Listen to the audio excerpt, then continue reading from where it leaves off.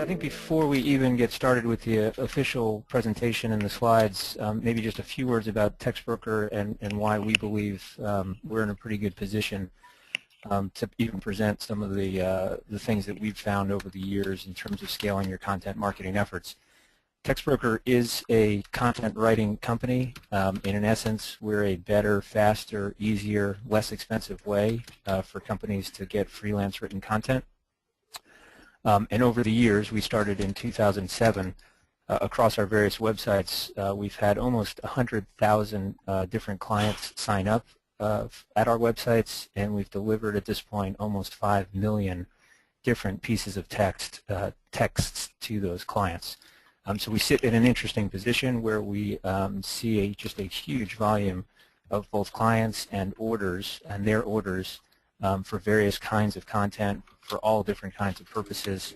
And so as a result, we kind of maybe are on the leading edge a little bit of kind of what companies are trying, what companies are seeing. Certainly in terms of talking to our companies, what companies find are working for them with respect to their content marketing efforts and their strategy. So maybe just start with a simple question, which is, why scale your content marketing efforts? And it's a really simple answer. We found that it leads to more sales. And hopefully, most of us, that's why we're in business.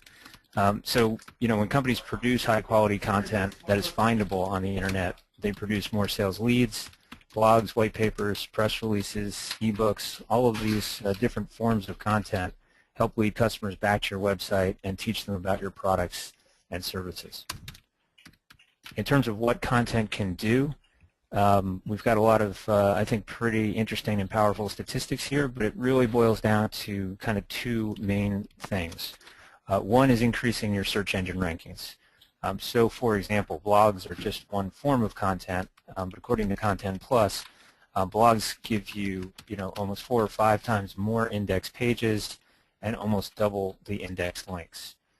In terms of content creation, this year ranked that as the single most effective SEO technique, and depending on your level of sophistication with search engine optimization and trying to be ranked at the top of Google's results, right, there's 2 basic things you can do. There's a whole lot of sort of primary things you can do in terms of setting up your website and meta tags and things like that, but the 2 ongoing things we see are link building and content writing. And I think as Google and the other search engines get better and better at kind of figuring out what is a sort of a well-earned link versus what might be a manufactured link, we've seen that people saying, listen, I can't always control who links to my page or who links to certain parts of my website, but clearly I have total control over the content. And so as a result, I think that's why Marketing Sherpa came up with that conclusion. So clearly, content crucial for you to be found on search engines. But I think the second major point, and in a lot of ways probably more important, is what is content helping to connect you with your audience. So again, we've got some statistics here about customers, the majority of customers repeatedly saying that they feel better about a website, they're more positive about a company if they see that company delivering custom content. And then maybe it goes without saying, but without any kind of regular content publishing schedule, without sort of interesting pieces of news that you might put out, pretty hard for you to make some headway with social media. Right? Social media is all about consuming content, sharing it, hopefully making it go viral. Obviously, that starts with really good quality content that your audience is interested in. So now if we focus on how to scale your content marketing efforts, you have to start with a content strategy. First, you have to define what you want your content to say about your company. You need to ask yourself what your customers want, what kind of value can you provide, what kind of expertise do you have. Second step or second component is designing a plan. What kind of content do you want to develop? Is it going to be ebooks, newsletters, videos, webinars, blog posts? You need to determine what resources you have on hand and figure out how often you'd like to release new content. Next, the next component would be developing that content. Assign content projects to in-house teams or outsource where necessary. And the final component is deploying that content, understanding where that content will be released is an important step in getting it in front of your customers. So let's start with the first component, define. Questions you need to ask yourself: what do I, or if you're an agency, what does my client offer? What makes me different from everyone else in my industry? Another question: how do I want to present myself? Am I serious and traditional? Am I wild and crazy? Am I wholesome and earnest? And I think one piece of advice that we would give, based on, again, just seeing so many different companies producing a lot of content, is that what works best is to pick a certain style and really stick with it. I think not only will you confuse people by, one day posting something that's maybe wild and crazy or snarky, and then either the next day or the next week you publish something that's kind of very serious. I think you confuse your audience, and I think you also somewhat impact your brand. Right? I think what we found is the brands that are strongest, especially online, the brands that are strongest are extremely consistent about the style that they take. Every time you see something published from them, and it doesn't just have to be written content, it could be a video, it's always in that same style. Certainly kind of a humorous or a snarky or a crazy style can have a really tremendous impact and can help in terms of the viral nature of what you publish, but we've also found that it is very hard to do consistently. It is hard to be funny on just a week in, week out, or month in, month out basis. So if you go that route, you need to be really comfortable that whether it's an in-house resource or an external resource, that you've got the talents to be able to kind of pull that off on a consistent manner. And again, as we said, we would not recommend trying to be funny every once in a while and then going back to what might be a safer strategy of maybe having quite a professional tone. Other things that really help to define that strategy, looking at your customers and what are their needs. And there are various ways that you can kind of get an insight into who one of the things we like to suggest, and this is a practice that we follow ourselves, is use social media signals to let you know what your customers are interested in. So if you publish a certain piece of content or a blog post or a white paper, look for the reaction. Are you getting retweets? Are you getting likes? Are people sharing that content? We certainly had cases ourselves where we thought we had an article about content writing, or something that we thought was really well done, was really going to make an impact. We put it out there, and we sort of had radio silence on the social media front. Well, rather than get frustrated, I think we need to learn from that and learn, maybe our customers, that's not exactly what they're looking for. We've had clients who have had their most success, maybe with some kind of commentary on the royal baby. Right? You can't fault your customers for being interested in what they're interested in. You really have to roll with it. So certainly use those social media cues to understand what resonates, what doesn't, and of course, try to do more of what resonates. So component number 2 of that strategy is about design. So when you're thinking of a content design plan, it's important to determine the type of content you want to develop and how is it going to look. And again, we've got a number of the different kinds of content types listed here. Do you have branding guidelines, corporate identity documentation that you can fall back on? You want to make sure that the content represents your brand in a consistent way. The content design should meet the goals that you defined earlier. And goals in terms of getting started may in fact be kind of the most important thing to think about before you ever put pen to paper, or I guess most people don't do that anymore. Before you ever sit down and start typing, understanding the goals of what this content needs to do. Is it all about getting somebody that final step to make a sale? Is it more about brand awareness? Is it more about highlighting issues that are important to the company? So certainly once you have those goals in place, you want to make sure that the content design is going to capitalize on those goals or further those goals. One other thing we have on this slide is sort of an example of an editorial calendar. We found that there probably is no better tool to make sure that you have designed an effective content marketing program and that you will have that ability to scale it. So this, what we've shown here is an example from the Loud Few, and this is just a social media calendar. So it's not a complete editorial calendar, but you can see for every day of the month, for every day of the week, you have room there to kind of write in what are you going to do, who's going to be the author, what's going to be the action, or what's going to be the topic. You know, some days might be a Facebook posting day, some days might be a LinkedIn posting day, some might be a tweet or multiple tweets. So planning this out beforehand you're going to find is just going to make your life that much easier. Whether you're the one writing the content or you're hiring various people to do it, if you can give them this plan and say, hey, listen, on the 5th I need this, you know, 2 days later I'm going to need that, you'll find that you kind of stick to that. And where we see people kind of fall down and come back to us and say, yeah, I started my blog, but geez, I got so busy and I haven't been able to update it in 3 weeks. Well, if you have a content calendar, an editorial calendar, and you sort of have this schedule, it makes it much easier to make sure that that doesn't happen. Doesn't mean if there's a crisis you can't miss a day, but certainly this is going to kind of keep you honest. The other thing you want to do, and I would recommend a calendar, maybe it's not quite day by day like this one, but certainly at the start of a year or even at the start of a quarter, it would be good maybe on a week-by-week basis to have a sense of, you know, all the things that you're going to publish.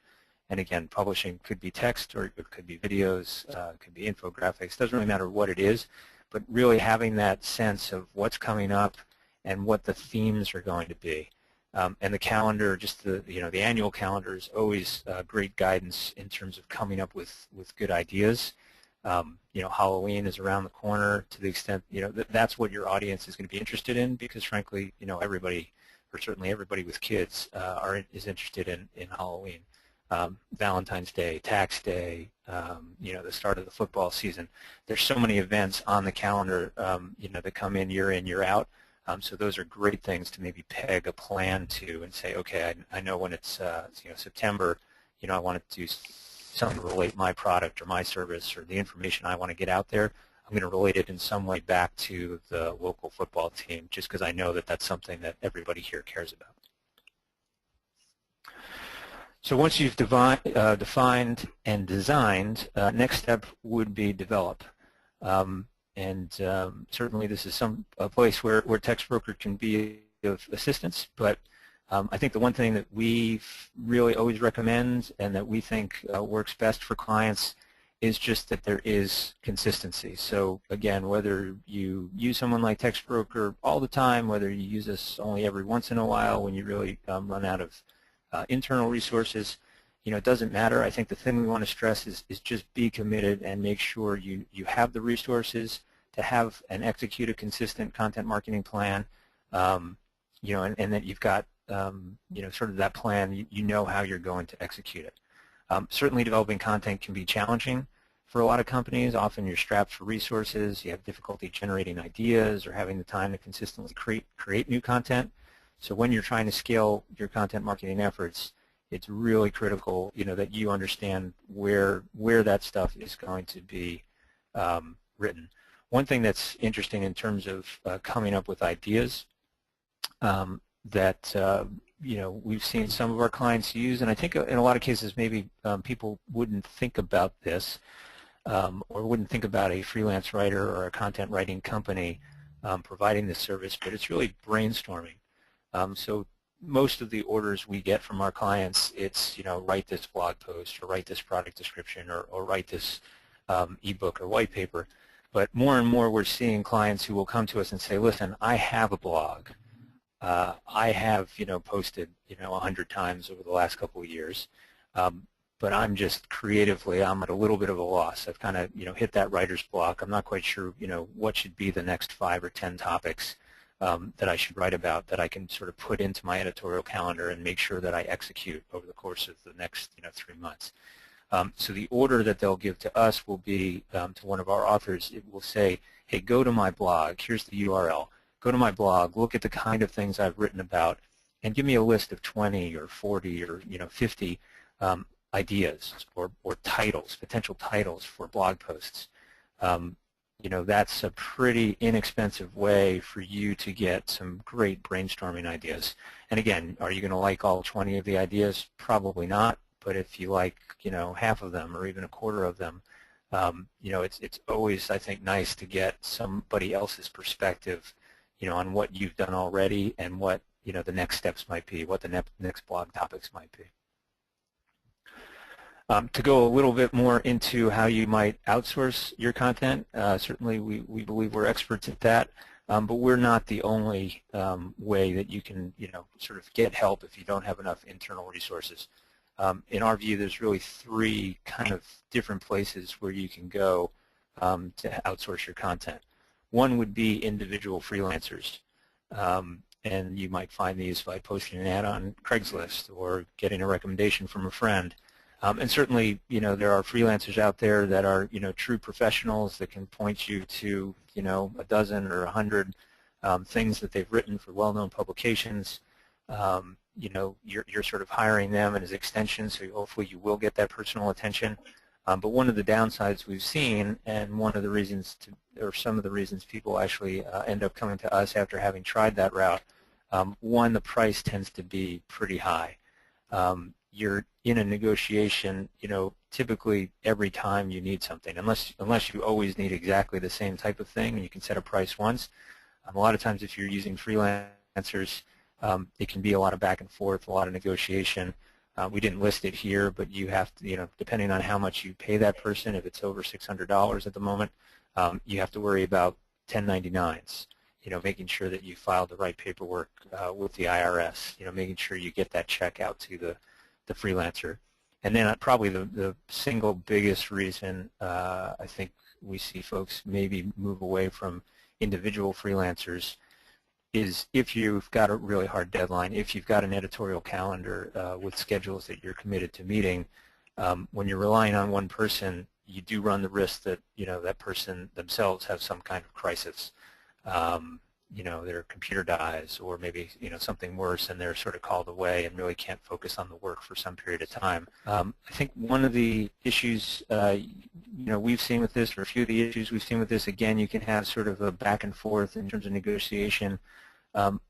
Maybe more important, you're now sorting through multiple offers without a really great sense of what are you going to get back. And again, a lot of these sites will have client feedback, in the same way that on eBay you can rate the buyer or you can rate the seller, and sometimes that can be helpful.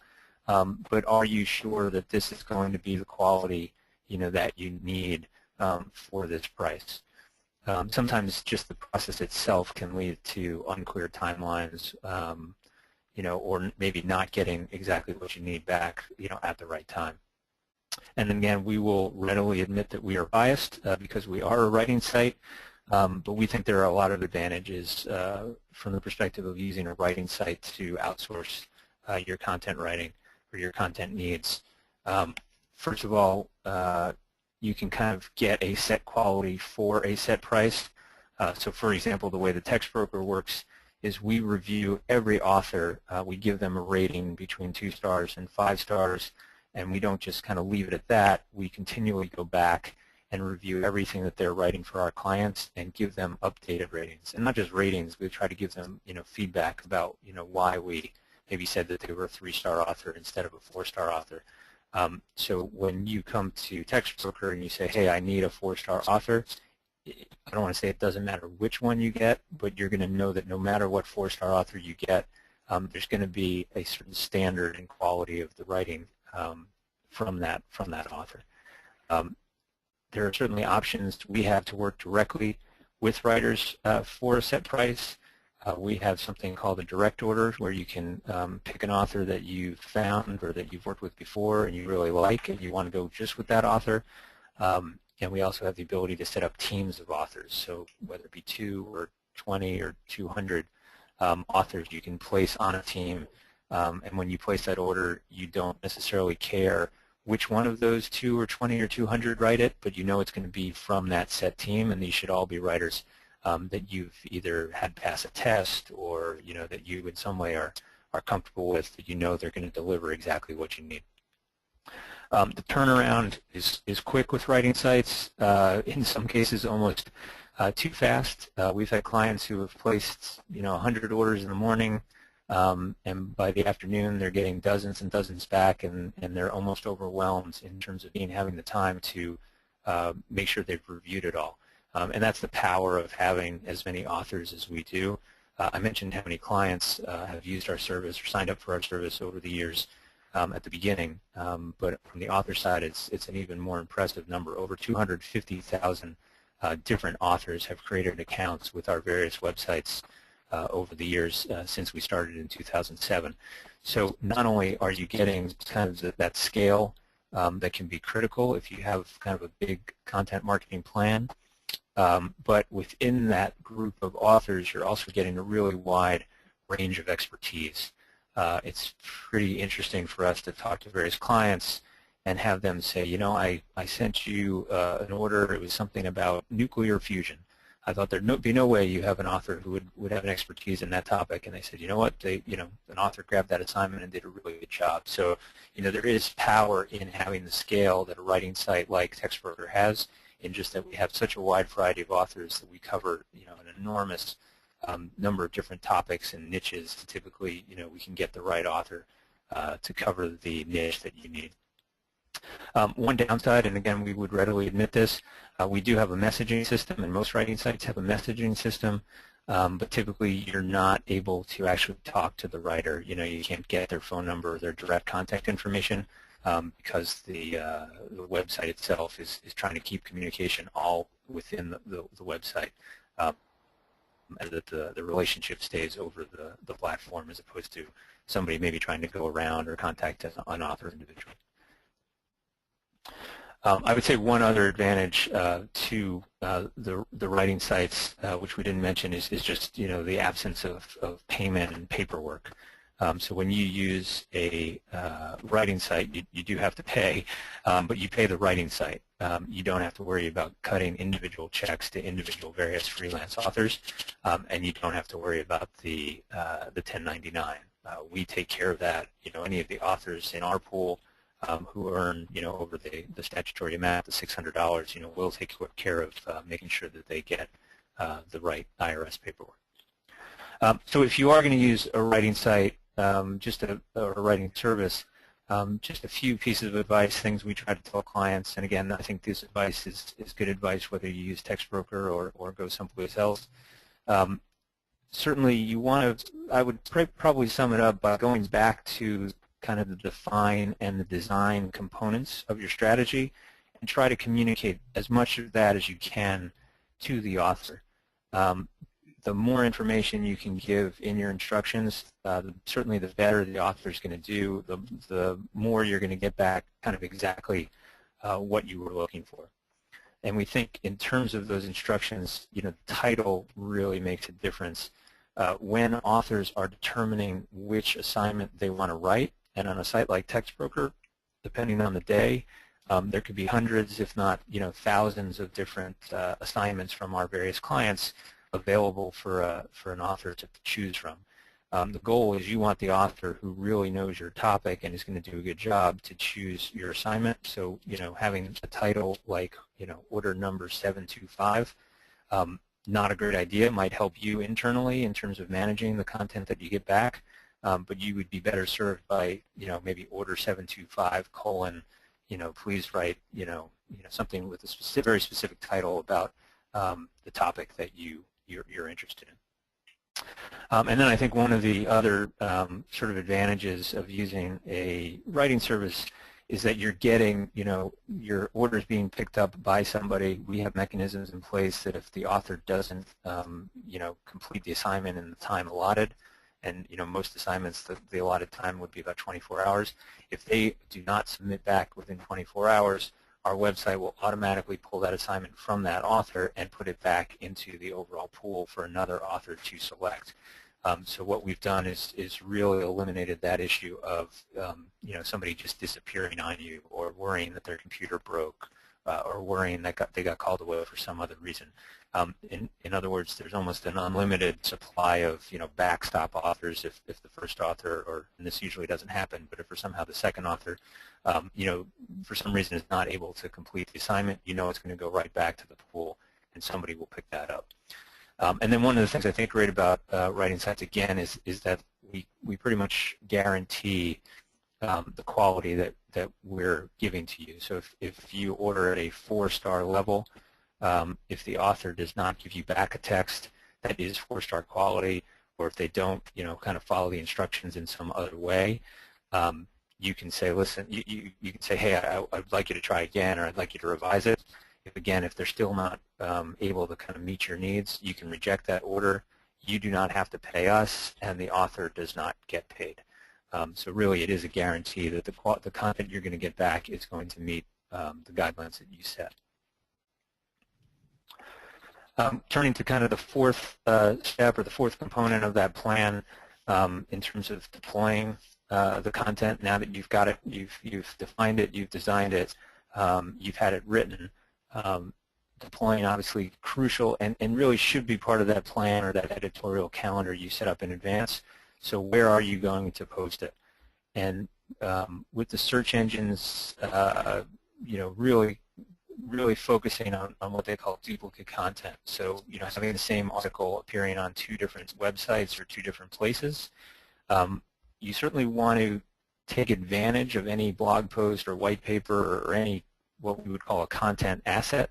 You want to take advantage of any asset that you've created and try to get kind of the widest audience reach possible, but you want to do it, you only want to post the actual asset itself in one place, and ideally we would tell you to place it somewhere on your website or on your blog, and then use social media to kind of promote it, right? So in a tweet, you're obviously not going to be able to post the entire article anyway, but you certainly want to tweet about it and then have an easy link back to the page on your website where that content asset is located.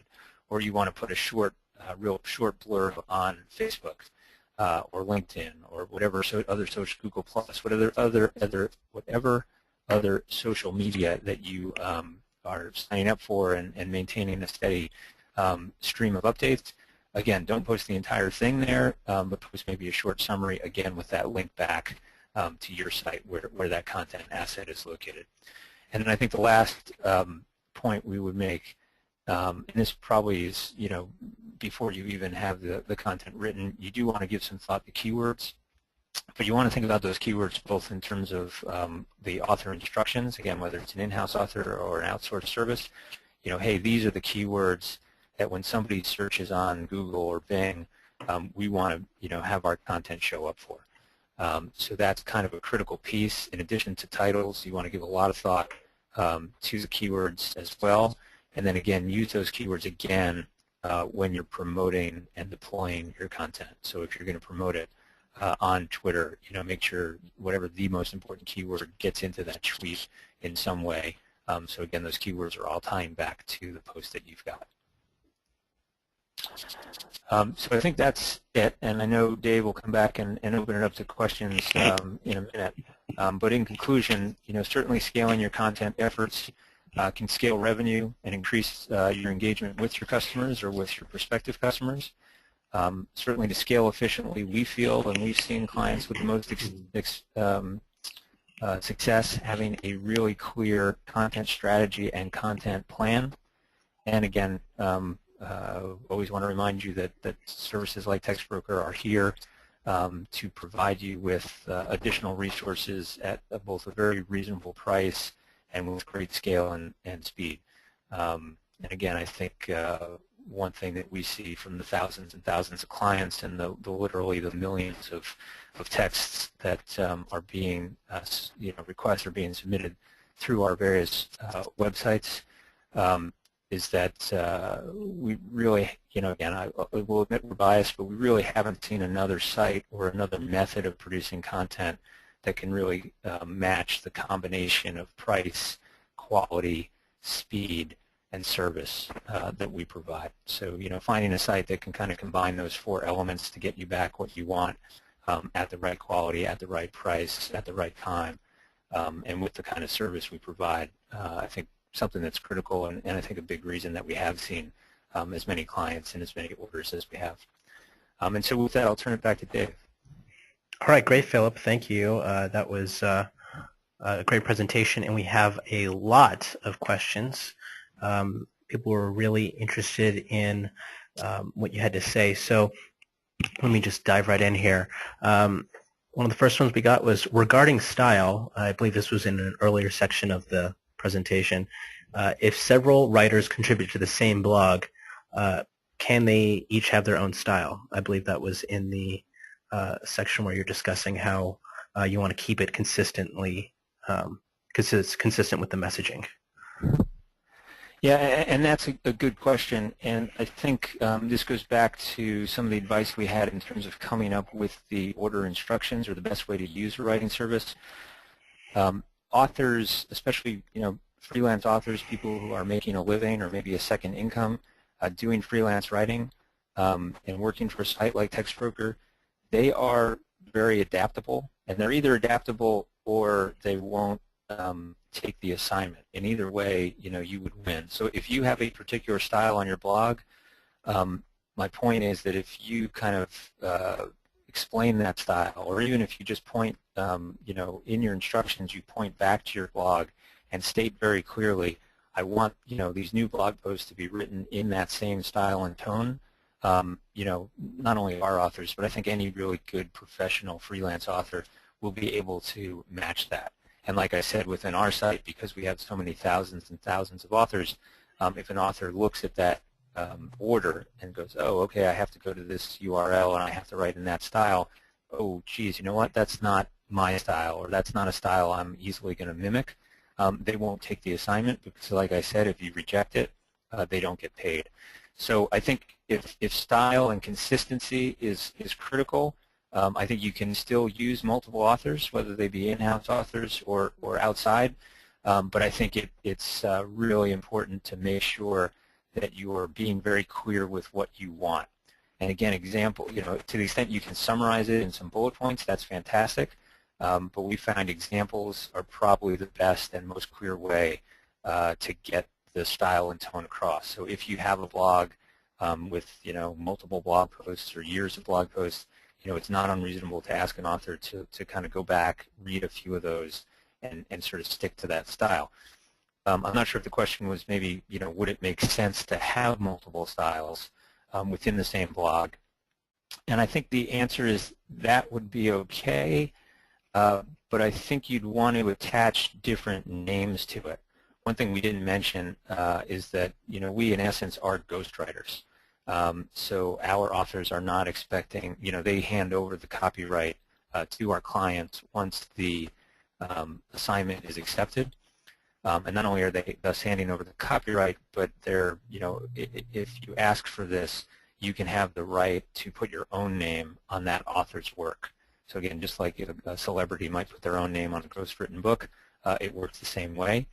So if you have, if you think it would make sense for your audience to hear from different styles or to try to mix it up with the blog, and you think that'll make an impact with your audience, or you've seen that when you do that in the past, you seem to get more traction in terms of your audience metrics or your retweets, yeah, absolutely. I think it's something you can continue.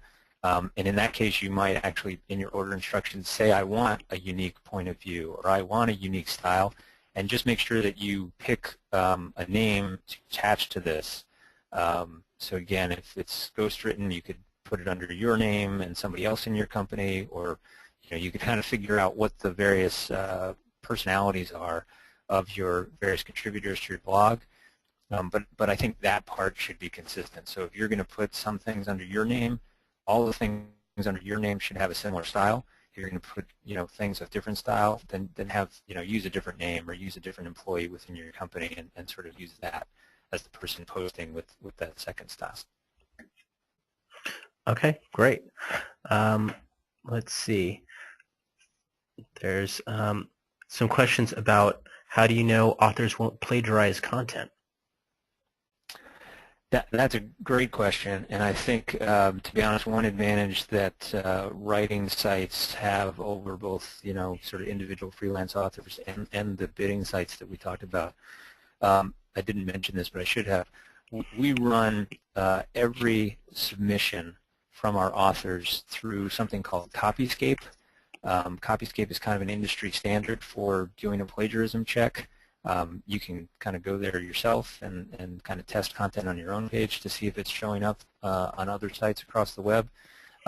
So Copyscape is kind of an industry standard, but we don't rely just on Copyscape. We also actually have a couple internal checks that we use and that we run any submission past to make sure that, for example, that author has not submitted or tried to submit that same content to another client. Right? Again, I would say, you don't want to plagiarize in any case, but certainly given that with Google and the other search engines, that duplicate content, could actually penalize you. I think people are using services like Textbroker because they want unique content, something that's never been written before, where they're going to have a copyright, on something that will become a content asset. So yeah, we're extremely, we take plagiarism extremely seriously. There's no place for it on our site, and not only do we kind of communicate that to authors and put it in our terms and conditions with authors, we do have Copyscape and the other checks I mentioned. And so if a author submits something and it fails that check, our clients actually will not even see that submission. Instead, it goes back to someone in our office. We look at it to make sure that the copy checkers can be sort of black and white and kind of binary. So we'll go back and we'll look and say, okay, it found 5 words in a row, in the author's work that it also found somewhere else on the web, but maybe that's really the only 5 words you could use to describe that. Or maybe it's a quote that they're taking from another site, and they've attributed that quote, and that's fine. So we will run through that and make sure that the copy checkers are doing their job, or that they're not being overly sensitive. If it's fine, we'll then pass it on to the client to review. But if for some reason, in the very rare case that we find that it does look like it's copied content or plagiarized content, we take very strong action with that author. And like I said, the client won't even get the copy of that. We will either put it back to the author to redo, or we'll get a different author. Okay, great. On that topic, we actually have a question from one of the authors. How do we avoid duplicate content if preparing articles for the same industry but for different client blogs? That also a good question, a series of good questions. I think what we've found, and as an author, right, you have to be a little bit careful about where you're doing your research. We are always recommending to clients that if they can, that they list potential sources or links, URLs, for authors to click on or to review to kind of get background material. So again, if you've got real good industry expertise but you just don't have the time to write the content yourself, whatever resources you can point your authors to, that's a huge help for them. But I think with an author, I think you just need to be careful about where you're going and kind of what you're seeing, but you need to synthesize that and do something that is unique. I think what's really interesting, and we have a number of clients who will give us the same exact topic, and they might give us that topic or that order 5 times, same exact order 5 times, but they stipulate that they want 5 different authors to execute that.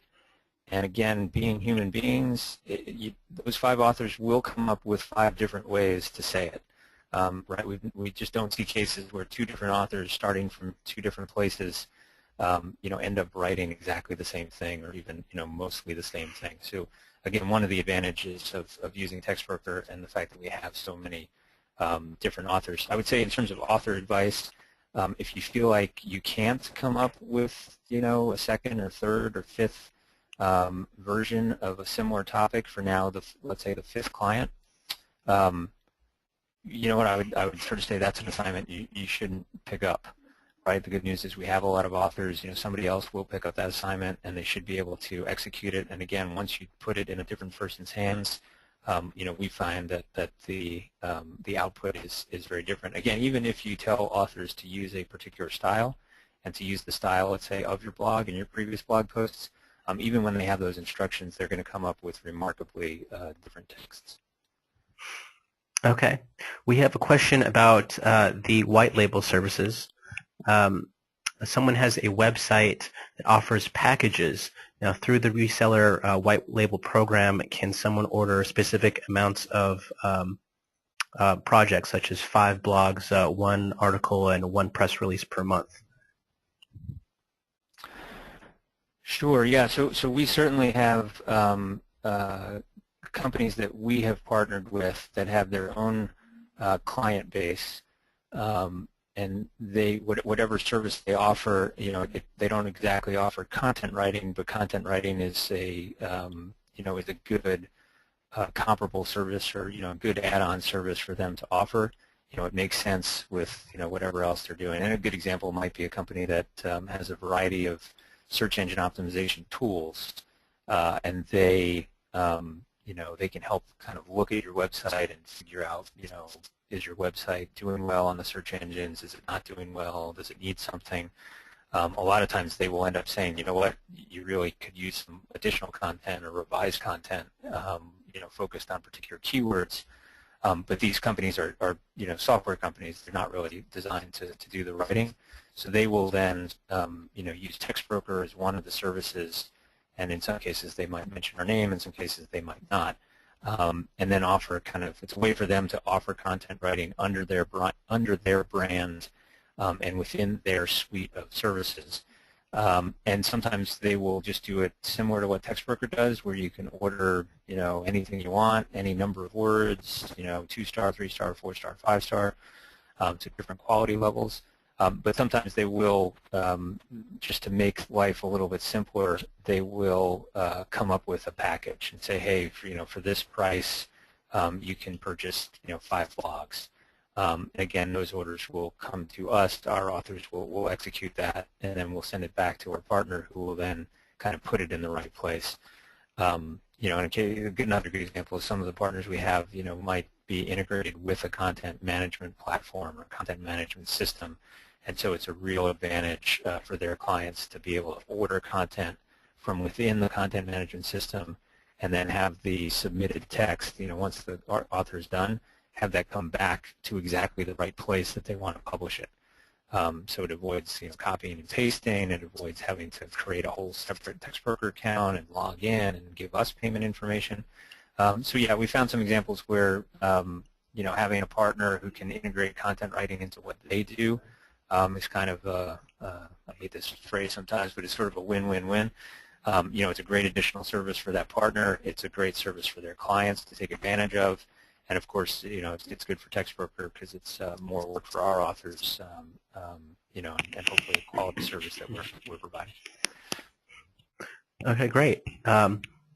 Someone wants to know, if someone gives us the requirements for what they're looking for in a writer, will they just be able to let us know, and we would select the author? Yes, absolutely. So we mentioned this briefly sort of toward the beginning of the presentation, but we do have different ways that you can order content. The most common with us is what is called an open order. So you say, you decide that 4-star quality is what you need, and so you place an order, that goes out to all of our 4-star authors. And again, typically just the ones that are really interested in that topic, who know it well, will pick up that assignment. But you're not guaranteed of any particular author. So it would really be our team order or our direct order, where you could manage that. And so if you have kind of particular requirements, and let's say you have not used Textbroker before, we have a pretty good author search function from inside the client account. So you could sort of search for keywords or search by star level. I want a 4-star author who's the real expert in photography. So you could do that, and then make sure that your order, let's say it's a direct order, you can have that order just go to that one particular author. And again, it's always a good idea to kind of message authors before you place a direct order, just to make sure they're available and make sure that they'll get it back on your deadline. Or let's say it's a bigger project and it's going to be 100 different articles about photography. In that case, we would recommend that you would build a team. Again, you could build a team by doing a variety of author searches and just finding people who seem to fit the bill. A lot of the profiles from our authors have writing samples in them. They list the areas of expertise that those authors have, so that can be really helpful in terms of making sure you're finding the author that meets those requirements, and then placing your order and making sure that it's only one of those hand-picked authors that are going to execute the work. Okay, great. Another question from an author. Are they allowed to put backlinks to other articles they've written online on their author Textbroker page? So I think they're talking about the author profile. It seems so. Yeah, and our recommendation would actually be to, I think we want, from a client's perspective, you want to eliminate as many steps as possible. So I think it's a far better thing to do is to place that writing sample there. Because, again, remember that a client who's doing a search might have, depending on how broad their search is, they might have a dozen to literally hundreds of author profiles that they're looking at. And I think to, expect that they're going to stop and click and go, our view is that we'd rather not, sort of make them do that or have to, have them do that. So, yeah, we think it's a far better idea just to actually post the writing sample, on the author profile within Textbroker. Then it's right in front of the client, right at that moment, and there's no additional places that they have to go. Sure. I'm getting a couple questions about helping a new website.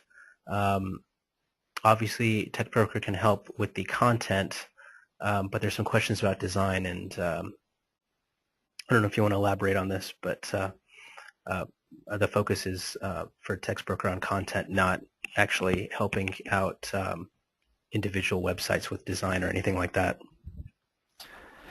Yeah, so yeah, I think what we found is that being very focused is really been one of the keys to our success. So what we do is content, and specifically written content. So we are not web designers. We certainly know a lot about search engine optimization and our authors, given the clientele we have and the number of orders that they see that have, where the order, or one of the purposes of the order is, from an SEO perspective.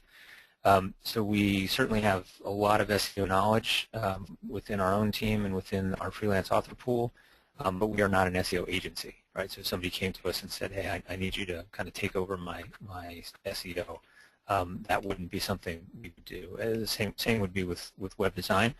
One thing I would do is recommend that, if you have a question like that, feel free to give us a call. We actually have a page on our website. It's under the Client tab. If you go to our homepage, you'll see a Client tab, and then you'll see a sub-tab that says Resources. So we have a list there of, folks that we've worked with in the past, or clients of ours who are promoting their own services, and so you'll find a pretty wide variety of tools and other things that folks can do for you if you need those additional services. And again, I said written content. Even we've had that question too, like, could you do a video for me, or could you do an infographic? Again, if you're sort of struggling with where to go, please certainly give us a call, and we can kind of give you some advice or guide you to some places. But that's not things that Textbroker does. We'd be guiding you to to an unaffiliated third-party company. Mm-hmm. Someone is asking about can they order product reviews? Yeah, and we do have some guidelines there. Well, I guess not just us. The Federal Trade Commission has some pretty strong guidelines. So yeah, I think, can you, and again, this is not necessarily a Textbroker rule, it's the law, can you go to Textbroker or frankly any freelance writing site and say, hey, I need you to write a positive review about this particular product, and I'm going to kind of post it on my site under a variety of names. And the answer is no. Right? That's not, again, that's not a Textbroker issue. That's the Federal Trade Commission. You cannot pay someone to write a review and then kind of disguise it as having come from someone else, or not disclose that it was paid for. That being said, you certainly can have product reviews, paid product reviews, as long as you are upfront about that. So if you have a service, or probably more likely if you sell a variety of things on your website and you want to make sure that you have some reviews there, you certainly could come to Textbroker and say, hey, I need a review. You just have to be very clear on your own site to say, this was a review paid for by, X, either the name of your company or whoever paid for that. Again, that being said, there's always shades of gray. I think a product review, sometimes goes to the, maybe more of a product description, or sometimes it's a review of reviews, and we certainly have seen that request, and that's something that completely legal, certainly, something our authors are good at doing. And let me give you an example. If you wanted to, I'll use Apple and the new iPhone, right? So there's a new iPhone 5S. If you wanted to have a review of that, and you didn't have the time to write it yourself, or you didn't have somebody, one of your customers writing it, you could come to Textbroker and say, hey, Textbroker, I want to place an order where I'm going to have kind of a review of the reviews. And again, you might have those URLs in mind, in which case you absolutely should share them in the instructions and say, hey, listen, go to these 3 sites that have already, done kind of in-depth reviews, and I want a summary of those reviews, or I want kind of an article that kind of describes how people seem to be reacting to the iPhone. Oh, look, it seems to be getting, universal praise, or, yeah, some people like it, but there's certain reviewers who don't like it. So that kind of summary of kind of what's being out there, or what other reviewers are saying, absolutely, that's legal. Absolutely, that's something Textbroker does well, and I think it helps you avoid some of those issues of not being upfront, or trying to pass off something that's not truly legitimate, or even trying to act like somebody has used a product when they really haven't. Sure. We have several more questions about setting up projects. One is, would we be able to assist them placing the content into WordPress? Yes, I mean, WordPress has become so popular in terms of the content management system that so many different websites use. So there's actually 2 different ways that we've tried to make a WordPress user's life easy, or easier. One is that there's a WordPress plugin, and there's a link to that on our website. You would have to first create a Textbroker account, get it set up, get it funded, but you would then download the WordPress plugin, and that, from then on, from WordPress, you would be able to place the order from WordPress without having to log into Textbroker. We have what's called an API. So the plugin takes advantage of that API, so that order that you place while you're on your own WordPress site, it goes through the API, comes into Textbroker, goes to our author pool. Our author, an author will write that content, we'll submit it, and it'll go back through the API, through the plugin, and appear right on WordPress where you've asked it to be. And you can either set it up so that it automatically publishes if you feel confident in the author and you feel like you don't need to review it, or you can set it up so that it will be in draft mode, which will give you a chance to kind of go back, review it, maybe make some edits, and then press the button to actually publish it. So that's one way that hopefully we've made it really easy for you to kind of order content and have it appear right in the right place on WordPress. The second way to do it is you actually could come to Textbroker, log into your account, and place the orders at Textbroker. But we have a place within the account where you can set up your export options. And so you would choose as an export option exporting it directly to WordPress. And frankly, we have the option for Drupal and Joomla as well. Those are two other content management systems.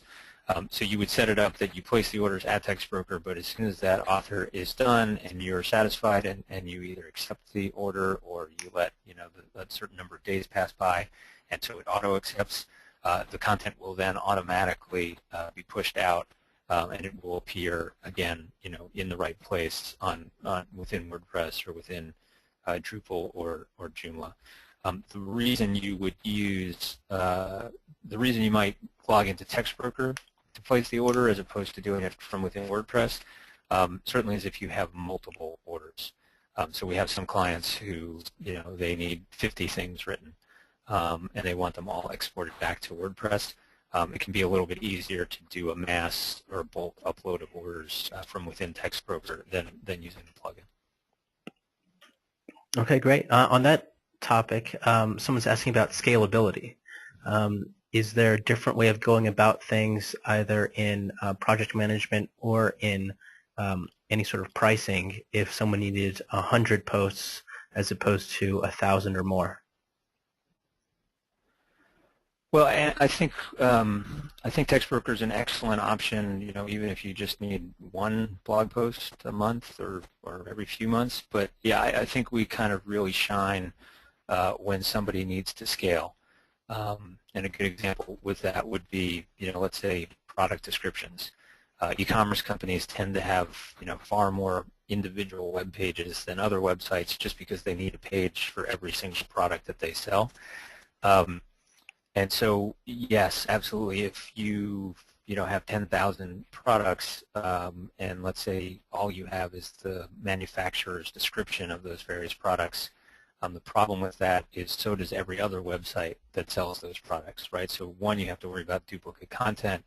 Two, you're not giving your customer or frankly Google or the search engines a reason to believe that your site sort of adds more value or does more. So we're huge proponents of kind of individualized, custom, unique product descriptions. So that's not just a theoretical example. That's an example that we've had clients come in the past and say, listen, I need to get unique product descriptions for 10,000 of my pages. And again, like I said, we can do that remarkably quickly. And I think some clients are kind of set up to do that on what we would call a self-service basis, so they can place the orders themselves. They can set it up maybe to get back for example, a CSV file or an Excel file, and then just upload all that content in one, pushing by one button. But we certainly have other clients who either don't want to do that or they want to make sure that there's been a second set of eyes reviewing that content to look for, mistakes, that kind of thing. And so, yes, we have additional services, something we call project management or project managers or sometimes account management. But we can absolutely help clients who are looking to scale and just don't have the time to do either some or all of the parts of placing a lot of orders, right? And again, so to give some examples, we have some clients who they send us a spreadsheet with 10,000 URLs or 10,000 different products that they need product descriptions for, and then that's it. They give us that spreadsheet, they give us a deadline, and they say, hey, I need this back, in this format, in 2 weeks. We then take care of everything. We take care of, getting those that Excel file into a format so that we can upload all those orders. We might take care of, finding authors if it's a team, or maybe promoting, it's authors if it's an open order, going out to our entire pool. So we'll watch that deadline carefully and try to work with the variety of authors to make sure that they understand that the deadline is really critical, and if we can hit that deadline, maybe we can get even more orders from that client. And then we will do everything up to including proofreading that. So once the author has submitted the content, we'll go in and not just proofreading from the perspective of spelling and grammar and sentence structure, but proofreading or double checking to make sure that the client's requirements have been met. Client may say, hey, listen, I need this keyword, and it has to be in the first or second sentence. So that's something that our team of folks in our Las Vegas office will do. Again, not just checking spelling and grammar, but making sure that that keyword is in the first or the second sentence. And then at the end, so at the end of that process, what the client has is, in whatever format they want, Word or Excel or something else, they've got, all 10,000 completed texts that have been fully reviewed, that we're putting our name on it, that, hey, we've checked this and it meets all of your requirements, and it's, it's good to go. You can push the button and you can kind of publish all 10,000 pages, and you'll be fine. So again, it's and as I described all those various steps, we can kind of come in and do some of those or all of those. So we might have some clients who just need us to make sure the deadline is met. They have a publishing schedule and they have to know that this content will be ready by Friday. So they don't need us to do proofreading. They don't need help with the placing of the orders, but they just need us to meet those deadlines. That's a service we can provide. Obviously, it's a service we don't charge nearly as much as we would if somebody wants the full spectrum of services. So the pricing, you mentioned kind of the pricing and is there a break. We do look at kind of the quantity of orders that are coming in terms of, how much work that'll be for us to do that project management. And that's really how we price it. And I think what we found is very interesting is that every client wants something a little bit different. So it's rare that we would have two totally different clients, even if they were in a very similar industry or selling similar products, that come and give us an order and they want exactly the same thing or the process is exactly the same. So I think one of the reasons that we've grown our team as quickly as we have, and that we've added a lot of new clients, sort of major clients both in e-commerce and other areas over the last year or two, is that we do have that flexibility and we are willing to kind of do whatever it takes. So we will provide as much or as little service as is required, whatever kind of things that a client really doesn't have the time for and is willing to outsource and is willing to pay for. And again, we really approach it from kind of looking at our time, right? How much time will it take our internal team to do all the steps that the client needs, and based on number of minutes or hours or days, that's how we come back with that pricing. Okay, great. I think I'll wrap it up with one last question. I think we've hit most of the main points here. You mentioned that clients can work with a team of authors to expedite the writing.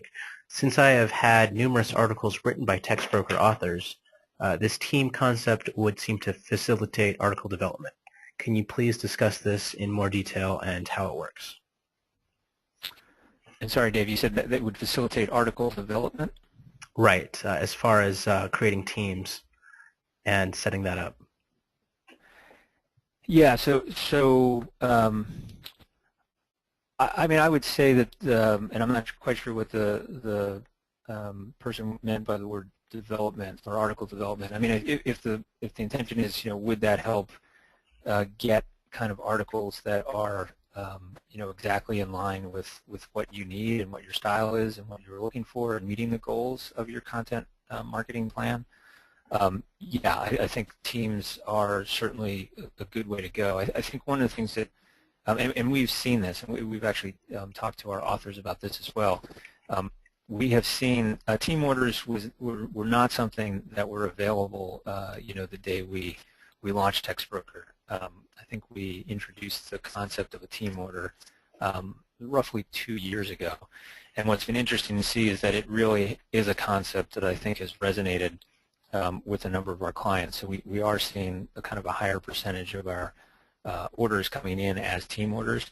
And so, yes, I think the big advantage of a team is that you can have multiple authors available to write. So again, to the extent that one author is busy or a bunch of authors are busy, if the team is big enough, you have some comfort in numbers that, there's going to be an author on that team familiar with the assignment, familiar with the rules, who will be available to kind of write it and write it in that consistent style or meeting the consistent requirements that you have. So I think if that was what was meant by article development, yeah, I think absolutely, teams can work very well. And I think with respect to setting up that team, it just really is important to make sure you're matching the size of the team with the quantity of content that you need. So, you may find 3 authors that you think are, really just the best, and you have a lot of confidence in them, and you're going to say, okay, I'm going to move these 3 authors to a team. But if you're expecting those 3 authors to write, 5,000 articles in 2 weeks, it's just, it's not going to get done. And so something like that you might be better served by putting that into the open order pool, where literally there are, tens of thousands of authors who are looking at those assignments. So again, I think as long as you kind of match that quantity expectation and you're realistic about that, yeah, I think it is a good way to go, and it's a way that we're seeing more and more clients taking advantage of. I think if in terms of article development, if maybe I misunderstood the definition there, I would say any of our ways of ordering are going to get you, sort of high-quality content written by somebody who knows the topic. I think one of the things that's really interesting, for example, about our open order pool, and it's funny, we go to a number of trade shows throughout the year, and every trade show we will have somebody who is maybe new to Textbroker come up and say, geez, how do I know I'm going to get somebody who's really knows health, or really knows technology, or whatever industry that potential client is in, and we're describing an open order, we almost have to say, trust us, the platform really does work, and the rationale there is if you place an open order, a 4-star open order, it means that any of our 4 or 5-star authors can pick up that assignment. However, if it's an assignment that's pretty specifically about a health topic, somebody who doesn't know anything about health is not going to pick up that assignment. I mean, I guess it's possible, but they're going to realize that they're going to have a lot of research in front of them. And again, they don't get paid unless the client is satisfied. So I think that's a really strong motivation, that you only want to pick up assignments where you know the topic, you can do it well, and you can do it quickly. And so again, that kind of matchmaking aspect of our platform, like I said, we're approaching 5 million orders, so we must be doing something right. I think that really does work. So I think in terms of article development, if maybe I misunderstood that term, I feel very confident that you will get really good quality and kind of be able to develop an article writing program, whether you use open orders, team orders, or direct orders. All right, fantastic. I just want to let everyone know that this webinar has been recorded, and I will also make sure that the PowerPoint slides are available with the YouTube link. So I just wanted to thank Philip for sharing all these great strategies and tips, and I will let everyone know when the video is available. All right, so thanks, Philip. Thank you.